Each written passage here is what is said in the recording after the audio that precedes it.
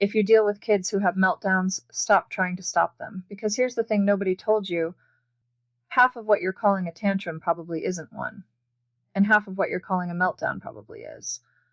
And treating them the same way. That is the one thing making everything worse. Most parents are using the same playbook for two completely different things, and the playbook only works for one of them. Let me show you the difference and what to do instead. Think about the last time you had a rough day at work. Nothing catastrophic, just irritating. Your boss changed a deadline at 4:45. Someone took your pen, you sat in traffic. You get home and your partner says, "Hey, what do you want for dinner?" And you snap. You're not proud of it, but you snap now. Were you a terrible person in that moment? No, you were at 12% battery. You still had some control. You could still reason. You could still make a choice. But your tolerance was gone. That is a tantrum. Now compare that to the day you got the call that your parent was in the hospital, or the day you lost your job, or the day you came home and just sat in the car for 20 minutes because you couldn't make your body open the door. Could someone have talked you out of that? Could consequences have motivated you? Could a sticker chart have fixed it?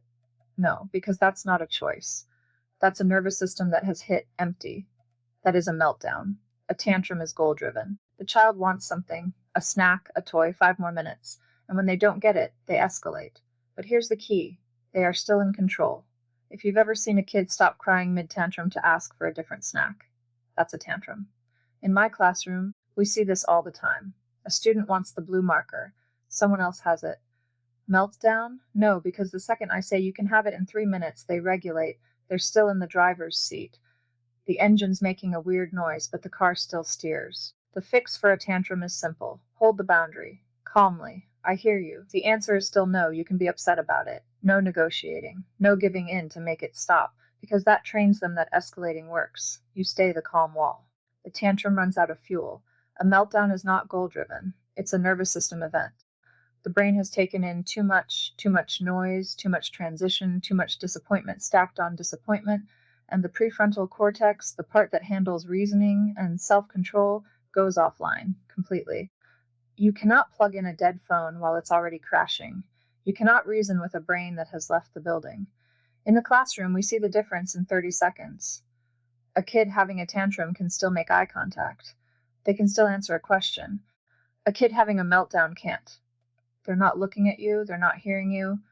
Their body is in fight or flight, and their thinking brain is not online. And here's where parents get it wrong.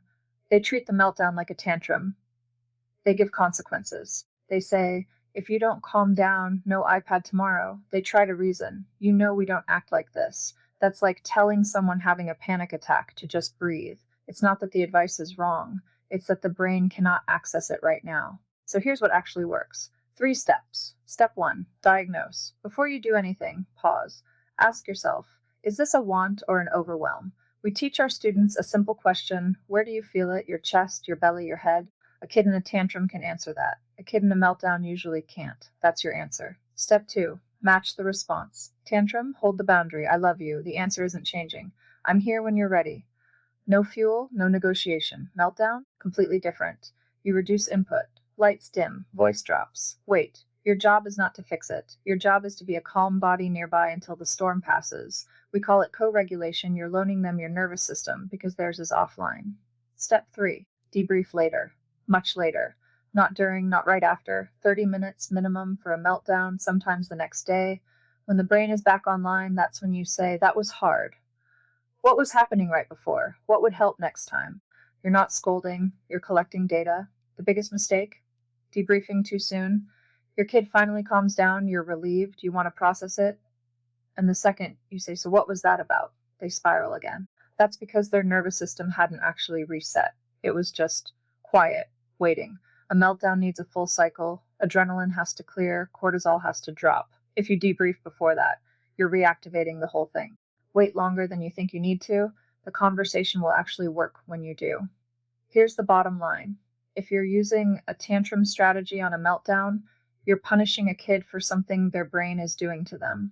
And if you're using a meltdown strategy on a tantrum, all that patience and validation, you're accidentally training them that escalation gets results.